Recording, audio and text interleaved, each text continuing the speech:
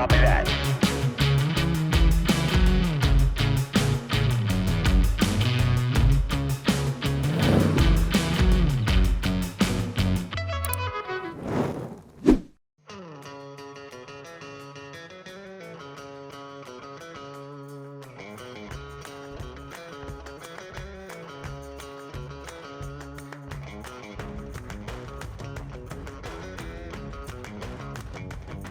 Ja, jag heter Jimmy och jag driver Galins åkeri. Vi har en Scania 770 timmerbil. Ja, vi har monterat extra ljus, blixtljus, positionsljus, blixtljusramp, torpedlampor på taket. Och även den här Fortnite extra ljuset valde vi på grund av att det är mörk reflektor i dem.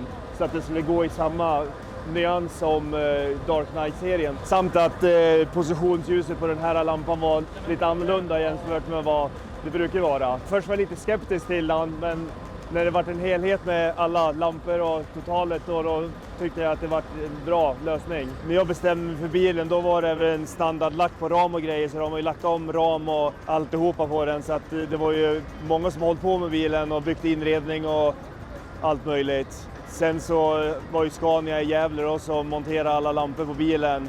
Vagnen har ju Parator byggt alla lampor på, för det är också samma serie på vagnen också. För det här är min första bil som jag bygger själv. De andra bilarna har varit begagnade. Så det här är den första ekipaget som vi gör ifrån grunden liksom. För hela ekipaget går bara i svart och grått i den här färgerna. Det är blanksvart eller den här gråa metalliken. Och lamporna är mörk. När jag började få idéer på den här bilen då, så hade jag tittat på internet på massa bilder och grejer. Så såg jag någon bild med någon som har tonat staketet då, lackat i 2 olika färger. Och jag ville att det skulle gå efter linjerna på bilen. Alla extra ljus är lackade. De i mitten de är lackade blanksvarta och de här ute i hörnerna de är lackade i samma färg som bilen då, för att de skulle harmonera i linjer då, som en detalj. Samt att alla lampor på taket de är också lackade i samma färg som bilen, eftersom att där uppe är ju bågen grå. Och hytten då, där är Bälefors Custom som har gjort. Ljudet då, det kommer ifrån Segerteknik i Rättvik. De här dörrsidorna är omgjorda då, för att, annars är det ju ett plastfack här. Men det är helklätt då med knappar och ledringar och sen all inredning i hela hytten, all plast i hela hytten är lackat i samma metallicfärg som bilen. Det finns nog inte en fläck i hela hytten som inte är någonting gjort åt. En vanlig Dark Knight sidomarkering som sitter där uppe. De har bara hål och satt dit fler stycken i då. Och sen har vi ju president backlampor och 70 watt på hela åket. Det är väl totalt 24 stycken på hela ekipaget. Det var väl den som det var lite mörktonat glas i, så då, för att vi ville ha samma tema genom hela bilen då, så valde jag den lampan på allt. Jag har 10 president på hela kranen, 4 på taket och så sitter lite på sidorna och runt om. Och här har vi ju Dark Knight med broms, blinkers och parkering, 4 stycken på varje sida. Skyltbelysningen till skylten den är också Dark Knight-lampor, även underkörningsskyddet. Och sen har vi ju då 5 lampor och arbetsbelysning president bakåt här.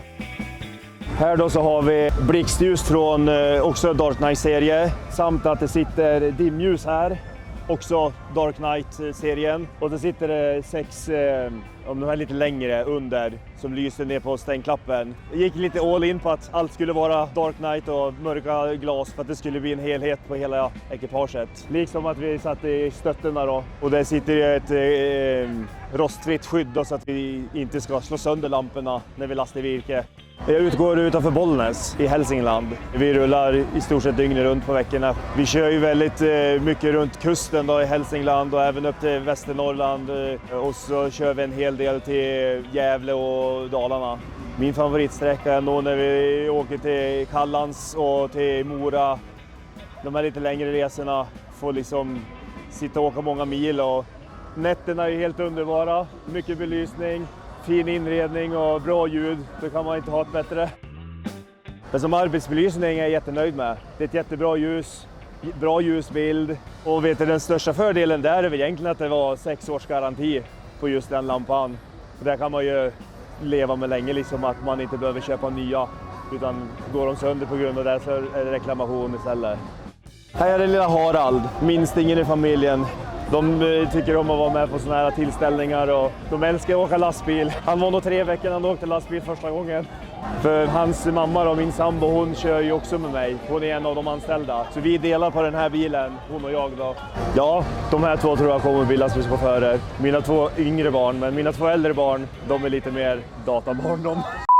Men de små, de är helt dyriska i lastbilarna.